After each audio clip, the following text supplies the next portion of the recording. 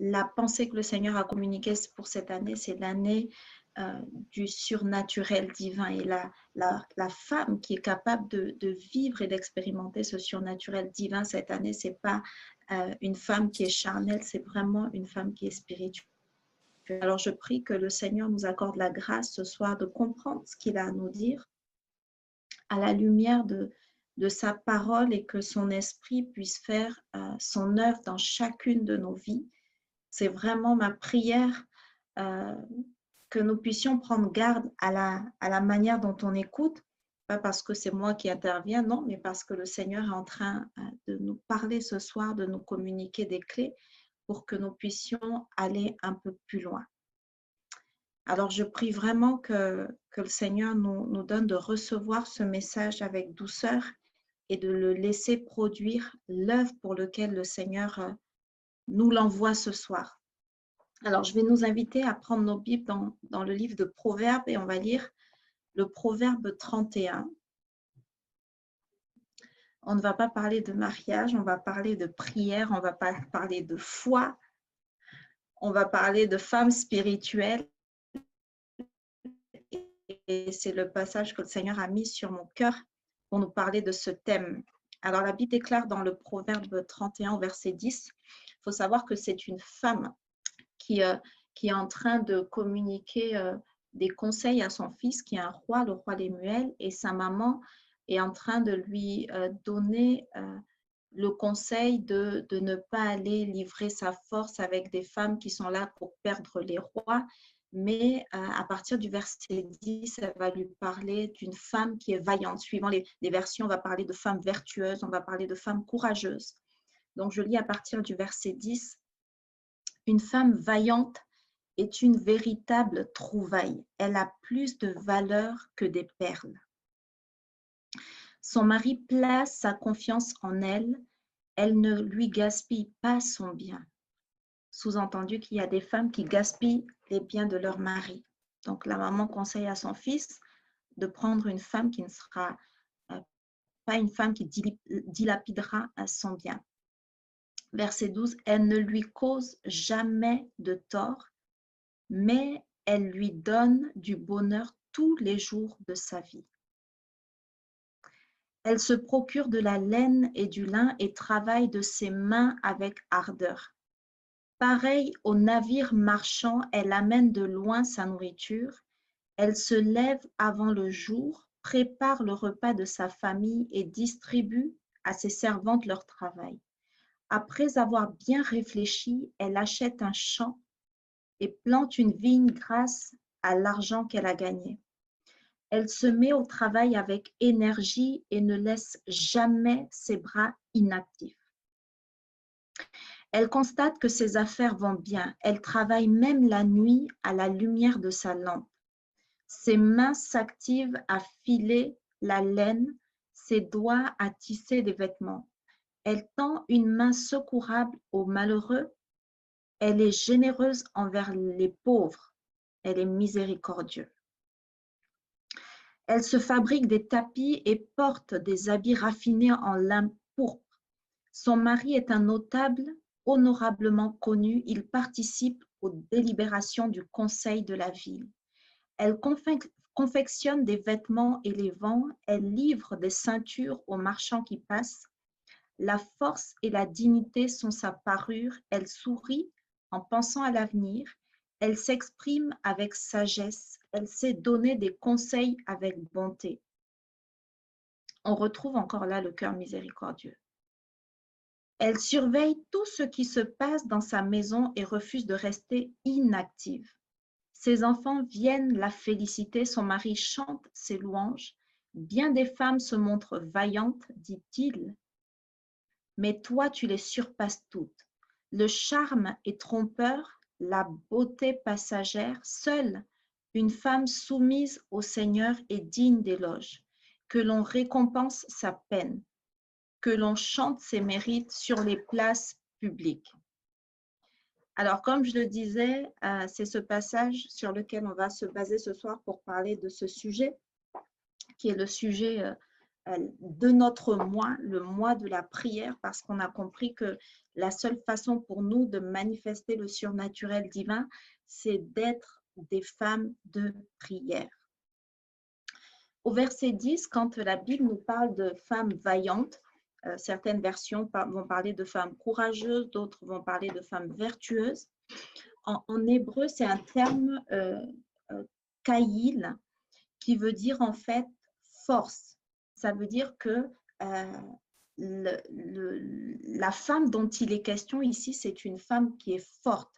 Ce même mot veut dire puissance. C'est une femme qui est puissante, qui a en elle des ressources inestimables. C'est un mot également qui veut dire compétence. Au-dedans d'elle, il y a toutes les ressources nécessaires pour qu'elle soit compétente dans tout ce qu'elle entreprend. C'est également un terme qui veut dire richesse. Richesse, elle a reçu en elle la semence qui est capable de l'amener à la richesse.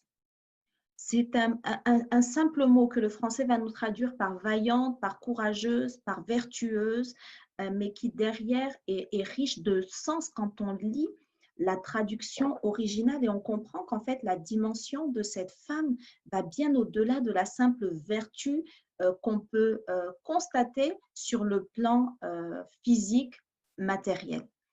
Et à la lecture de ce passage, on peut se dire c'est une femme extraordinaire. Est-ce que ce genre de femme existe encore, des femmes qui sont capables d'assurer sur tous les fronts, de se déployer sur tous les fronts? Mais ce soir, moi, j'aimerais nous parler de la face cachée de la femme vertueuse, de la face cachée que l'on ne voit pas au travers de ses écrits, mais qu'on perçoit pour celles qui ont les yeux de l'esprit. Parce qu'il y a quelques versets qui nous laissent entrevoir d'où en fait elle puise sa force, d'où elle puise ses ressources pour être en mesure de se déployer comme elle le fait dans sa maison. La Bible dit au verset 15 que c'est une femme qui se lève avant le jour. Avant le jour, c'est quelque chose qu'on va retrouver dans le livre de Job au chapitre 38 au verset 12. Depuis que tu existes, as-tu commandé au matin? As-tu montré sa place à l'aurore? C'est un passage que l'on cite souvent pour parler d'intercession et pour montrer que c'est important de se lever avant l'aurore comme Jésus avait l'habitude de le faire, de précéder l'aurore, d'aller se retirer dans des lieux déserts et prendre le temps de prier et prendre le temps de passer des moments dans la présence du Seigneur pour recevoir les directives pour la journée, pour recevoir les ressources aussi nécessaires sur le plan physique parce qu'il était sur la terre en tant qu'homme, pour être en mesure de se déployer comme il l'a fait. Et cette femme se lève avant le jour. Et on ne dit pas exactement qu'est-ce qu'elle fait avant le jour, avant de préparer le repas de la famille et de commencer à distribuer à ses servantes leur travail. Elle se lève avant le jour et ce n'est pas avant le jour que les servantes sont déjà au pied levé à attendre ses directives. Non, c'est une femme qui, avant de prendre ses fonctions, ou je dirais, de se mettre en marche dans son mandat qui est le sien dans sa maison. C'est une femme qui est une femme qui a une intimité avec le Seigneur. C'est une femme qui sait prendre ce temps à part comme Jésus le faisait pour se mettre là dans la présence du Seigneur, pour s'attendre à lui. Pour s'attendre à lui parce qu'elle est consciente que les ressources dont elle a besoin pour se déployer lui viennent du Seigneur. La force qu'elle doit manifester, la puissance, les compétences, les richesses, tout en fait viennent de lui. Ce n'est pas elle sur le plan naturel, non, ça découle de ce que lui, il lui transmet. Alors, elle se connecte à la source chaque matin pour recevoir la dose de force dont elle a besoin pour faire du bien à son mari tous les jours. Quand je lisais ce passage, je disais, mais ça veut dire qu'elle ne se décourage jamais, à aucun moment son mari l'a énervée et elle ne veut plus lui faire du bien. Non, la Bible dit que tous les jours de sa vie, elle lui fait du bien. Tous les jours qui se lève, elle se lève avec l'intention, le désir de faire du bien à son mari. Ça veut dire que c'est une femme aussi qui a fini avec les œuvres de la chair, parce que peut-être que monsieur l'a frustrée, peut-être que monsieur lui a mal parlé, mais parce qu'elle se connecte à la source d'où l'amour de Dieu est répandu dans son cœur, elle est en mesure de transcender tout ce qu'elle peut ressentir au-dedans d'elle pour continuer à faire le bien, pour continuer à manifester la justice de Dieu, même lorsque elle a été offensée. C'est une femme qui précède l'aurore et qui a des temps d'intimité avec le Seigneur. Tout ça pour nous dire aujourd'hui qu'il n'est pas possible d'aspirer ou de vivre cette dimension du surnaturel divin que le Seigneur a déclaré pour nous, pour chacune d'entre nous cette année, si nous n'avons pas ou nous ne cultivons pas cette, cette bonne coutume qu'avait Jésus. Il est celui qui nous a montré l'exemple sur la terre. Et aujourd'hui, c'est l'exemple à suivre. Avoir une vie de prière, apprendre à nous lever avant le jour, apprendre avant de commencer à vaquer à nos occupations, avant de commencer à se préparer pour aller au travail, avant de commencer à se lever pour préparer la maison, pour préparer les enfants, d'avoir mon temps personnel avec Dieu. C'est là où je viens recharger mes batteries, c'est là où je viens recevoir les ressources nécessaires pour affronter les défis de la journée qui vont se présenter à moi. C'est une femme qui se lève avant le jour. Et avant de commencer à se déployer, elle a d'abord ce moment avec le Seigneur. Un autre passage qui nous montre un peu ce qu'est la face cachée de cette femme extraordinaire pour moi, mais ce qui la rend extraordinaire, en fait, finalement, c'est ce qu'il y a dans l'intimité et ce qu'on ne voit pas et ce qu'on ne lit pas forcément. Si on n'a pas les yeux spirituels pour voir au-delà de ce qu'elle fait. Au verset 18, la Bible dit qu'elle travaille, elle constate que ses affaires vont bien, elle travaille même la nuit à la lumière de sa lampe. La version 8 secondes dit que sa lampe ne s'éteint point pendant la nuit.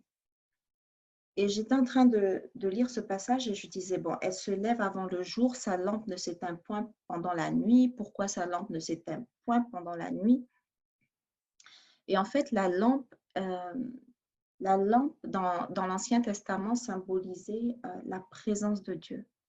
Et cette lampe avait besoin d'être alimentée de l'huile. Et si, pour celles qui ont déjà lu la parabole des 10 vierges, dans Matthieu 25, on se rend compte que ce sont des femmes qui sont en attente du retour de l'époux, qui se lèvent pour aller à sa rencontre. Et 5 d'entre elles, celles qui sont caractérisées de sages, pensent à prendre de l'huile pour alimenter leur lampe, parce que si l'époux revient au milieu de la nuit, il faut que la lampe puisse éclairer pour qu'elle se lève et elle puisse aller à sa rencontre. Et les folles, elles se lèvent, elles partent, mais elles oublient de prendre de l'huile. Et cette huile, c'est le symbole du Saint-Esprit qui demeure la source, je dirais, de vitalité de notre esprit, qui va nous donner de rester éveillés. Même lorsque les gens autour de nous semblent sombrer, notre esprit reste éclairé par la lumière du Saint-Esprit, pas éclairé dans les temps que nous vivons par les médias, par les allocutions des présidents des républiques, bien que nous les respections, nous respectons les autorités que Dieu a établies sur cette terre, nous nous soumettons à elles et respectons. Mais c'est important d'avoir l'éclairage qui vient du Saint-Esprit pour comprendre ce qui se passe réellement et pour savoir comment se positionner. Et c'est ce qui la rend extraordinaire, cette femme, c'est que c'est une femme qui avait la présence de Dieu. Au-delà de la maison qui est éclairée, c'est sa propre vie qui est éclairée. C'est une femme qui a beaucoup de discernement et après on va le voir aussi au verset 16 quand la Bible dit qu'elle réfléchit, elle pense à un champ, elle l'acquiert et de là elle fait des investissements. Tout ça, c'est le Saint-Esprit qui lui donne le discernement pour voir dans quoi investir, pour finalement aboutir à la richesse qui est contenue en elle. Parce que lorsque le Seigneur a béni l'homme et la femme et qu'il leur a demandé d'être féconds, de se déployer, de se multiplier, de dominer sur la terre, ce qu'il leur demandait en fait, c'était d'être productifs dans tout ce qu'ils entreprennent, de se déployer, d'être productifs.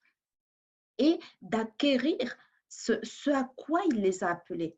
Et cette femme, par sa communion avec le Seigneur, a en elle tout ce qu'il est nécessaire, tout ce dont elle a besoin pour se déployer et vivre la plénitude de ce que Dieu en réserve pour elle et pour sa famille.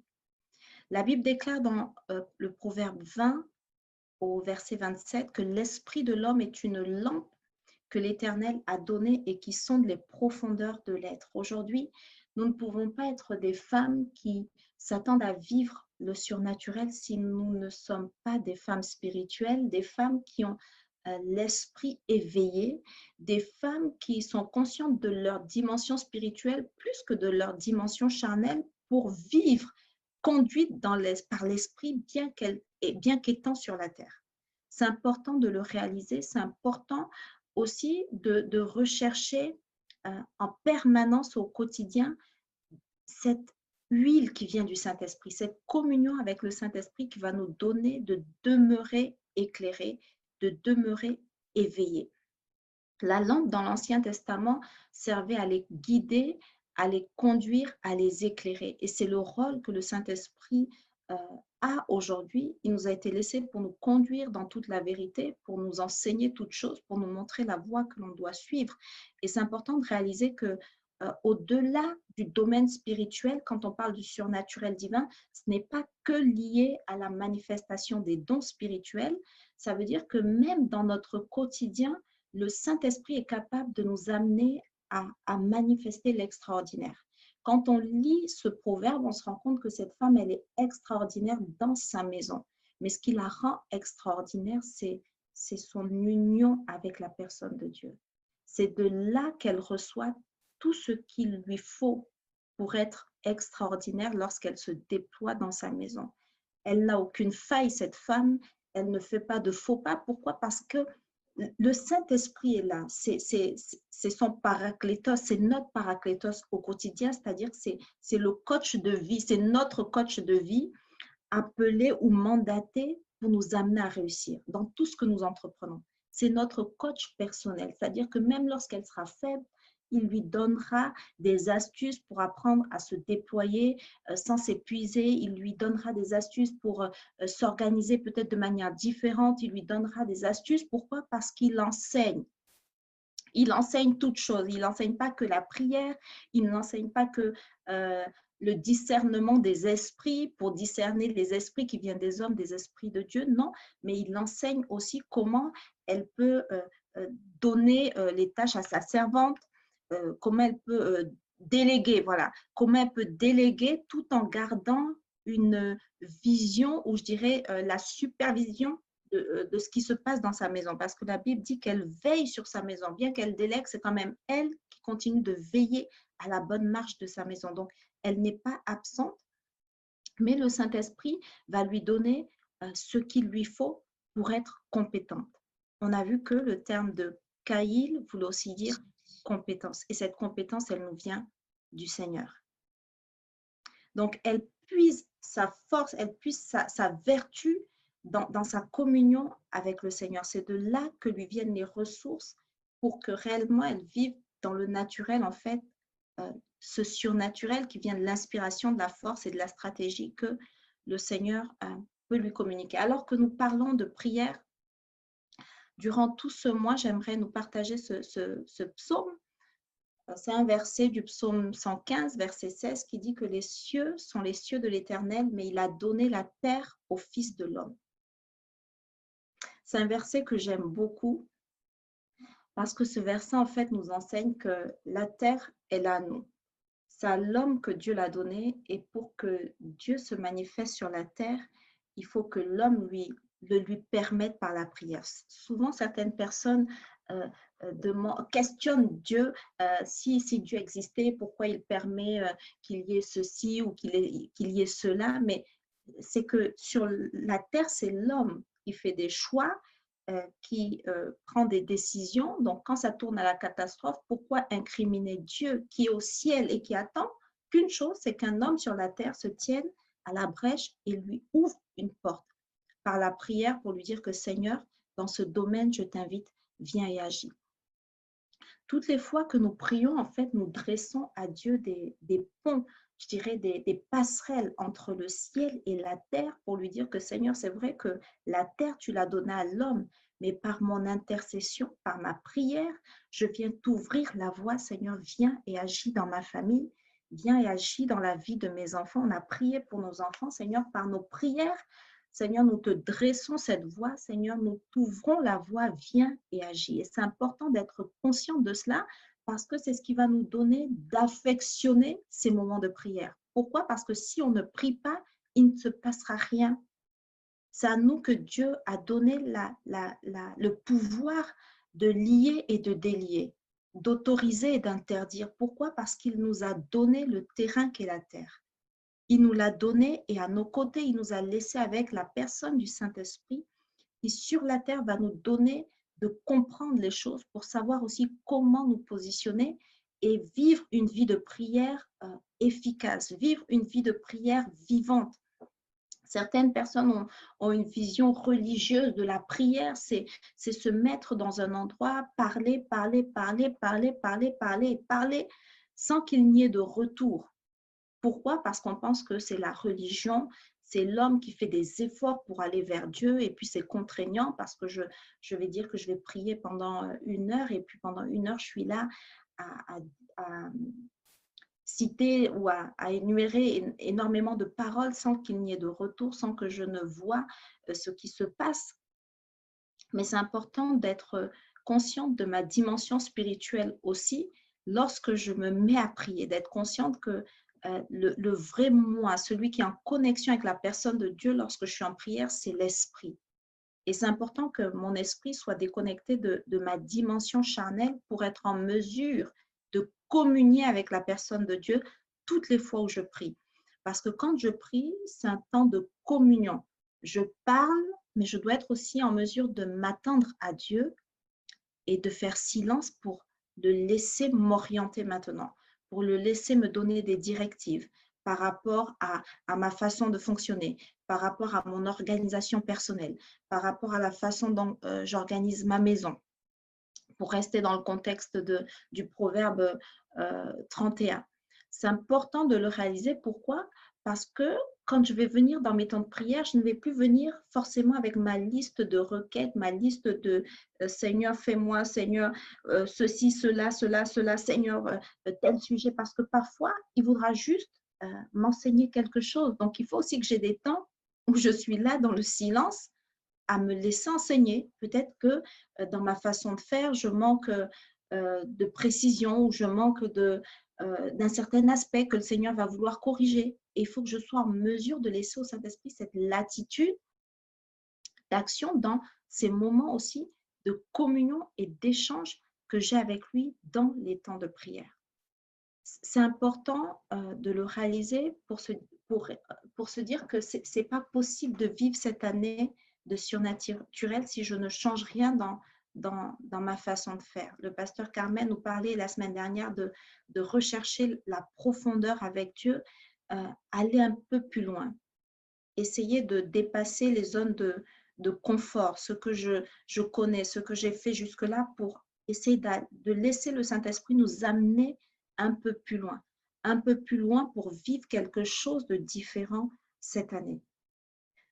On est des femmes, certaines travaillent, certaines, même pour celles qui sont mères au foyer, sont très actives toute la journée. Pour celles qui étudient peut-être, mais à aucun moment dans nos journées, on oublie de manger. On peut avoir une journée très chargée, même si on n'a pas forcément le temps de s'asseoir à table et de prendre un repas équilibré. On va quand même penser à s'arrêter en chemin, prendre un petit quelque chose pour grignoter parce qu'on ne peut pas oublier de manger. C'est le parallèle que j'aimerais nous amener à faire avec ce qui se passe sur le plan spirituel. C'est pas possible aujourd'hui d'aspirer à vivre une dimension du surnaturel divin si on n'est pas consciente que notre esprit va s'alimenter de cela. Les temps qu'on a avec Dieu dans la prière, les temps qu'on a de méditation avec la parole, on ne peut pas passer toute une journée, dire que j'ai pas eu le temps de prier, j'ai pas eu le temps de méditer la parole et dire que on se sent à l'aise. Ça veut dire qu'il y a une défaillance dans notre constitution euh, et qu'on n'est plus consciente de notre être naturel qui, lui, doit se nourrir. Certaines même ne sortent jamais de la maison sans avoir bu leur café ou sans avoir pris leur petit déjeuner parce que c'est le repas le plus important de la journée. Voilà, donc il y a certaines choses qu'on ne fait pas sur le plan naturel parce qu'on est conscient de la portée. Si on ne mange pas, on va être faible. Et puis, avec les températures qu'il fait, au-dedans de nous, on va ressentir le froid parce qu'on a faim. C'est la même chose sur le plan spirituel. C'est-à-dire que on doit être en mesure de réaliser que c'est ce qui va nourrir notre esprit et que notre esprit a besoin d'être nourri pour demeurer éclairé. Pour demeurer éclairé. Il faut que la lampe ne s'éteigne pas. Il faut que l'huile brûle en permanence, continuellement, pour que, peu importe le degré ou je dirais la profondeur de la nuit dans laquelle je peux me trouver, que mon esprit me permette de voir clair, de ne pas me laisser influencer par les jugements des médias, par les positions des personnes autour de moi, mais que mon esprit reçoive une vision claire et précise de ce que Dieu veut, de ce qu'il attend de moi. En tant que femme, c'est important de nous imposer cette routine. Pour celles qui ne l'ont pas encore, de s'imposer cette routine d'avoir une vie de prière. Je dis une vie de prière et pas un moment de prière parce que le moment va nous restreindre, nous limiter et même nous amener à limiter Dieu. Dieu peut nous parler en permanence et dans tout ce que nous faisons. C'est pourquoi quand on est une femme qui a une vie de prière, dans tout ce que je fais, même quand je suis au travail, concentrée en train d'écrire un mail ou de répondre à un client, mon esprit, parce qu'il ne sommeille pas, peut percevoir, peut ressentir quelque chose et m'amener à me mettre en prière assise dans mon bureau ou aux toilettes en 1 minute, élever une prière qui va être comme un rempart pour une sœur qui est peut-être en difficulté un instant et le Saint-Esprit me donne de le percevoir par l'Esprit. Pour mon enfant qui est à l'école, je suis à la maison ou je suis au travail, c'est important de le réaliser et de soupirer après cette dimension cette année, d'être cette femme spirituelle qui vit par l'Esprit, conduit par l'Esprit. Il n'y a pas de moment de déconnexion. En permanence connecté, en permanence l'Esprit connecté, l'Esprit éclairé. Et c'est important de réaliser que à certains moments, il faut être intentionnel. De la même manière que j'écoutais le témoignage de, c'était le pasteur à Toms, il raconte, son épouse et lui sont chantres et ils font des voyages et il parlait en fait de la relation avec Dieu avec laquelle il faisait le parallèle, la relation qu'il avait avec sa femme. Et il expliquait que parfois, il part en voyage et quand il revient, il n'annonce pas aux enfants qu'il arrive pour permettre à sa femme d'aller le retrouver dans un hôtel pour qu'ils puissent avoir un moment ensemble avant d'arriver à la maison et puis de retrouver la famille où là, il devra partager, madame devra le partager avec les enfants. Et il disait que c'est important quand on aime le Seigneur de réaliser qu'à des moments, il faut qu'on soit intentionnel. On peut avoir un rythme qui est soutenu dans notre quotidien, mais il faut que à des moments précis, on fasse des pauses ou qu'on s'impose des pauses pour avoir ces temps de communion. Parce que c'est ce qui va fortifier, c'est ce qui va affermir notre amour pour le Seigneur et c'est ce qui va nous donner de demeurer connectés à lui. Aujourd'hui, plus que jamais, nous avons besoin de vivre en permanence connectés à la personne du Seigneur. Et c'est ce qui va surtout nous donner, dans les temps que nous vivons, d'accéder à la dimension du prophétique dans notre vie de prière. Non pas que nous soyons tous appelés à être des prophètes, mais quand je parle de prophétique, c'est prophétique par rapport à ce que l'Esprit nous donne de comprendre, au-delà du naturel, de comprendre les choses. On parlait tout à l'heure, lorsqu'on priait pour le sujet de notre cœur que le Seigneur nous donne d'être miséricordieux. Parfois, il y a des situations où on se frustre, parfois, il y a des situations où on se met en colère, parfois, il y a des situations où on ne comprend pas forcément les choses. Pourquoi? Parce que le cœur miséricordieux va nous amener à comprendre qu'au-delà d'un acte qui est posé, au-delà d'un comportement qui est récurrent, il y a peut-être quelque chose derrière qui est à l'origine de cela. Et au lieu, moi, de continuer à être dans la frustration, de continuer d'être dans la colère et d'être dans les murmures, le prophétique va me donner de comprendre où se situe réellement le problème pour le traiter dans le domaine où il se situe et pas dans la chair.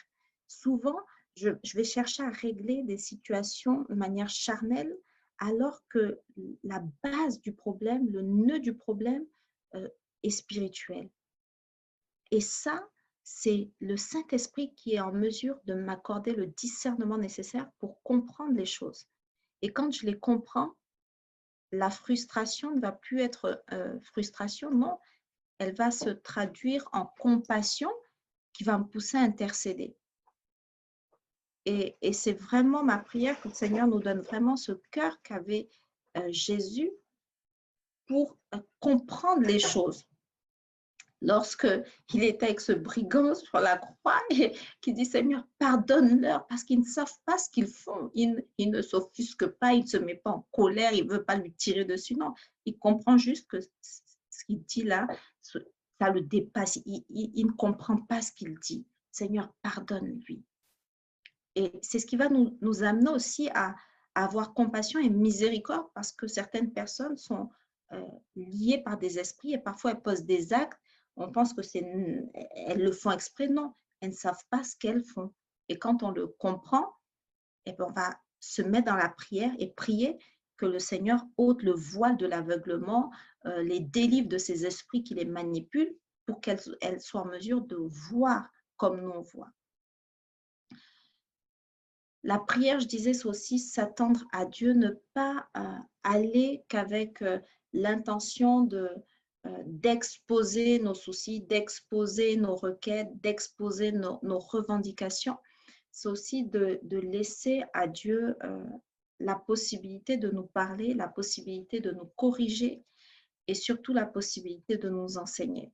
Je crois qu'il y a des choses que le Saint-Esprit est capable de nous enseigner comme il l'enseignait à cette femme vertueuse qui est pour moi extraordinaire, mais comme je vous le dis, c'est ce coach qu'elle avait et je dis qu'elle l'avait, mais elle n'avait pas le Saint-Esprit dans la dimension que nous, on a aujourd'hui. Le Saint-Esprit est en nous, il est là à nos côtés au quotidien comme ce coach qui ne nous lâche pas pour nous donner d'arriver là où Dieu nous attend, d'arriver à la réussite, d'arriver au succès. C'est le but pour lequel il nous a créés. Le seul impératif, c'est de le désirer, de désirer vivre cette communion, de désirer vivre cette dimension de relation dans la profondeur, au-delà des apparences, au-delà de ce qu'on a jusque-là fait, d'aller un peu plus loin. Ce n'est pas difficile quand on aime, de passer du temps avec une personne qu'on aime. Ce qu'il faut, c'est de demander à Dieu, Seigneur, je veux t'aimer davantage. Répands dans mon cœur davantage d'amour pour toi, que je ne vois pas le temps passer, que je ne me sens pas comme mal à l'aise de devoir me lever, couper mon sommeil pour venir dans ta présence. Non, parce que j'aime cela. J'aime cela.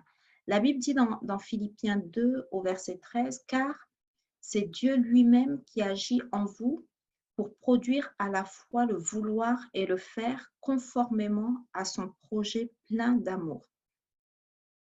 C'est-à-dire que Dieu crée en nous à la fois le désir et la capacité pour le mettre en œuvre. Et c'est ma prière que ce soir, que le Seigneur puisse créer en chacune de nous ce désir d'aller un peu plus loin que nous l'avons fait peut-être jusqu'à présent dans notre vie de prière. Pour celles qui n'en avaient pas, de commencer à un certain niveau, de commencer pour celles qui avaient déjà une vie de prière, d'aller un peu plus loin en eau profonde. Pourquoi? Parce que c'est de là que le Seigneur va nous donner de manifester le surnaturel et d'expérimenter dans les choses naturelles de nos vies le surnaturel de Dieu. Au verset 29, la Bible dit que bien des femmes se montrent vaillantes, dit-il, mais toi tu les surpasses toutes. Le charme est trompeur, la beauté passagère, seule une femme soumise au Seigneur est digne d'éloge. Que l'on récompense sa peine, que l'on chante ses mérites sur les places publiques. On pourrait penser que c'est Philippiens 2 au verset 13. On pourrait penser que c'est l'hymne de la femme parfaite, l'hymne de la femme multidimensionnelle. Ce passage, en fait, nous montre juste que c'est l'hymne de la femme qui est soumise au Seigneur. La femme qui est soumise au Seigneur, certaines versions parlent de crainte du Seigneur. C'est une femme qui s'est dépouillée des œuvres de la chair. C'est pourquoi comment dire ça? Je priais au-dedans de moi pour que le Seigneur donne à chacune de comprendre, lorsqu'on était en train de prier pour cela, de comprendre comment aller plus loin, au-delà de la prière, que chacune traite durement son corps, comme Paul pouvait le faire, pour se dépouiller des œuvres de la chair, de tout ce qui peut l'empêcher de manifester le surnaturel. C'est être cette femme qui est remplie de sagesse, qui est remplie de discernement, qui manifeste l'autorité sur toutes les œuvres des ténèbres, qui est remplie du fruit de l'esprit. C'est possible. Pourquoi? Parce qu'elle a en elle, par le Saint-Esprit, le Dieu qui produit le vouloir et le faire, qui donne la capacité de désirer se détacher de ces choses et qui nous donne aussi de pouvoir y arriver. C'est le Seigneur qui le fait. C'est le Seigneur qui le fait. D'être cette femme qui est remplie de miséricorde, qui est remplie d'amour, qui est remplie de compassion, comme Jésus l'a été.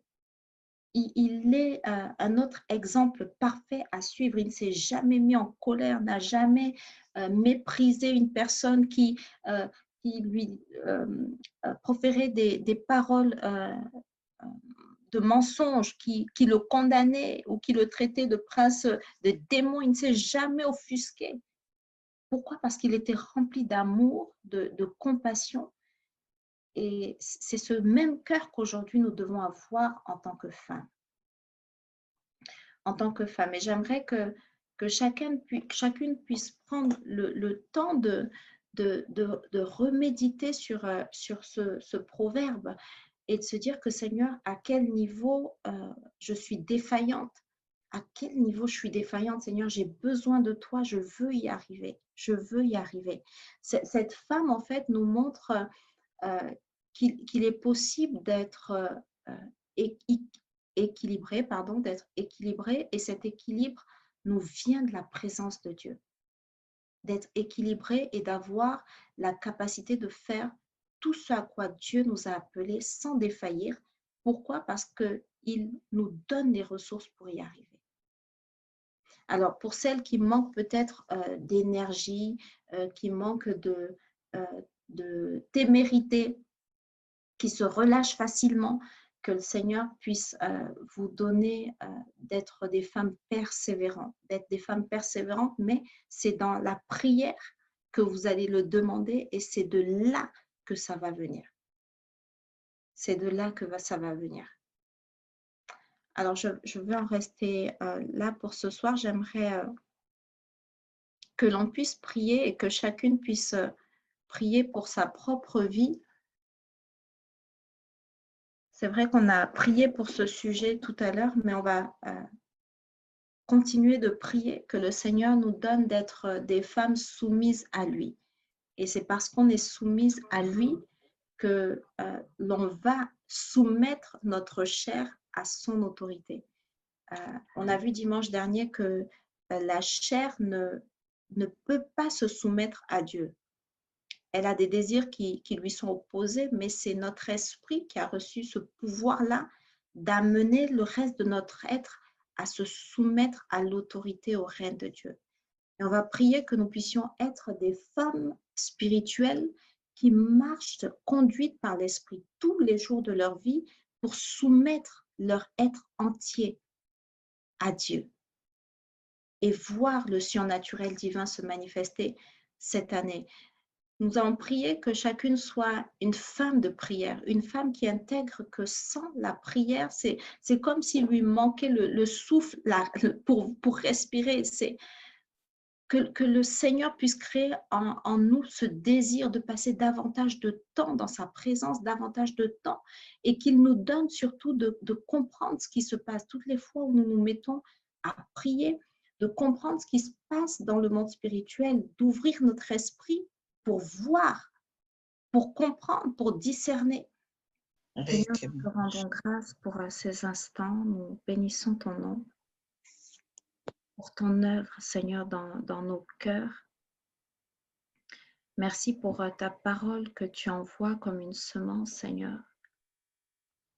Merci parce que tu lui donnes d'accomplir le but pour lequel tu l'as envoyé ce soir, Seigneur. Merci parce que tu nous donnes d'être, Seigneur, ces femmes spirituelles, ces femmes qui s'élèvent, Seigneur, au-dessus de la chair pour vivre conduites par toi, Seigneur.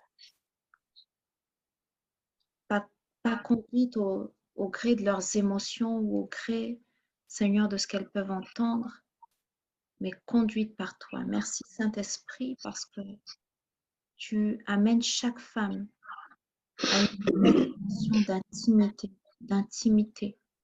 d'intimité, Seigneur. Je prie pour l'intimité, dans la communion, l'intimité, Seigneur.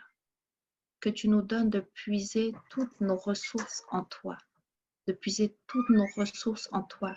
Tu nous donnes de nous attendre à toi en toutes choses, Seigneur. Père, au nom de Jésus, merci pour le Saint-Esprit que tu nous as laissé, Seigneur, pour y arriver. Que toute la gloire te revienne, Seigneur, pour ces temps et pour ce que tu vas faire, Seigneur, pour cette œuvre que tu as commencée et que tu vas rendre parfaite dans chacune de nos vies. Nous te rendons toute la gloire, Père, au nom puissant de Jésus-Christ. Amen.